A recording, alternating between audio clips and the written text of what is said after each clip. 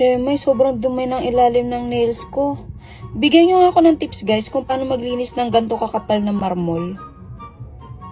20% ng comment section sa last video ko nagtanong kung saan daw ako nagpagawa ng nail art.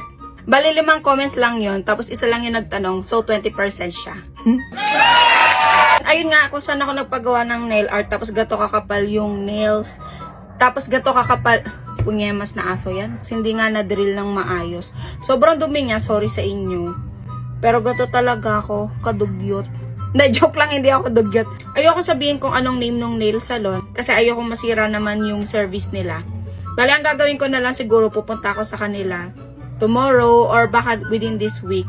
Sabihin ko na pinakita ko nga sa TikTok yung gawa nila na ang daming nagulat tapos ang daming negative comments about sa nangyari dito sa nails ko. And ayun lang naman. Hindi naman siguro kailangan pahiyain sila.